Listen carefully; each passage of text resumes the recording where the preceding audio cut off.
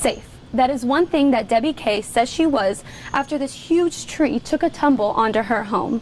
We spoke with her and she gave us some great advice. She said that you can't live every day being scared of Mother Nature. If you want to know what young, empowering men and women look like, come down to Jacksonville, Florida, and you'll find out. 23 young women traveled from across the nation to dig deeper into the stories that these rookies of the Jacksonville Jaguars have to tell. This low water crossing area is one of the spots that receive the most floodwater, so big that you could swim in it. But thanks to the city's water drainage system, there's even less of it today. Hard work and passion pays off. And in the last 2 weeks, that has been evident. 29 young men and 21 young women have paired up to tell the backstories of the Atlanta Falcons rookie class. Most kids spend their summer vacation laying out by the pool, but these kids are chasing their passion for music. They're touring the state of Texas while also practicing 10 hours a day.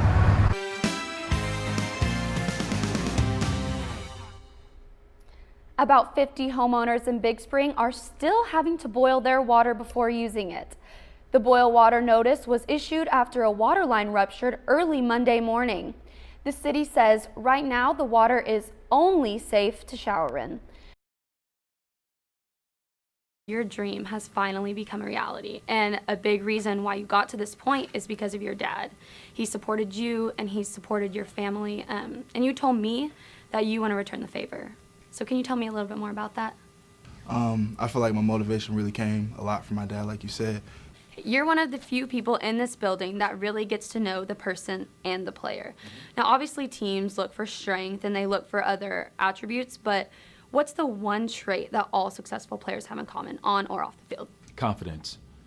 I think confidence is probably the most important aspect of being a professional football player. As a general manager, I'm sure you've made so many great bonds with so many people and so many relationships. And as an aspiring reporter with 22 other young women, how can we make those bonds? Well, I think you have to find a common denominator. Humble beginnings. It's kind of your catchphrase. Will you just go into a little bit more about that?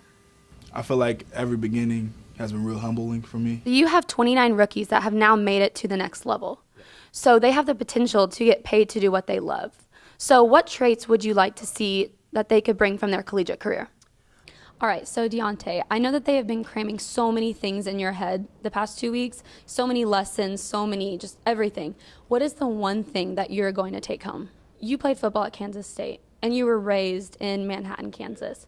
So is it weird not being home for the first time? It's definitely a little strange. And what's one thing that this brotherhood has taught you?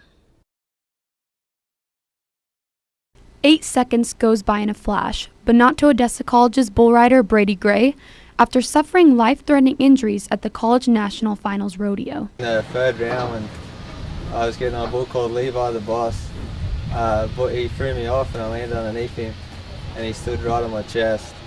And I got up, I ran to the chutes, and I tried to sit there and just take a breath for a second, and I couldn't. So I looked up at my coach and one of my teammates and said help, and that's the last thing I remember. 9 broken ribs, a bruised heart, punctured lungs, and a cracked sternum. At one point, Gray didn't even have a pulse. It's safe to say it's a miracle he's here today. There's always a little bit of fear, and you always put it in the back of your mind. It's not in bull riding, it's not if you get hurt, it's when and how bad. He's a third-generation bull rider and doesn't plan on stopping anytime soon. He plans to get back on a bull in about a year after everything is healed. This is what I grew up doing, and it's a part of me now. I love it. It's just something when you do it once, you can't really get it out of you.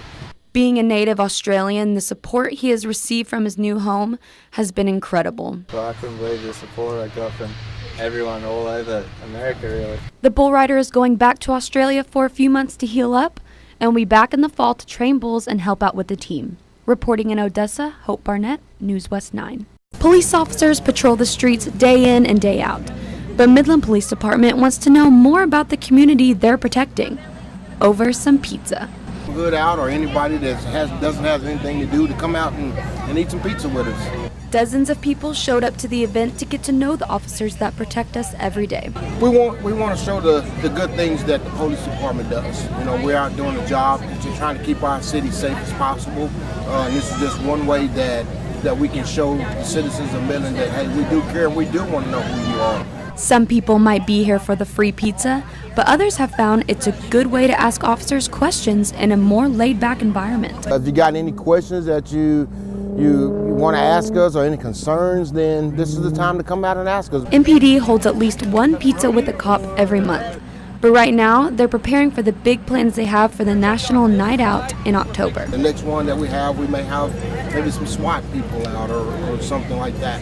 But we encourage everyone to come out.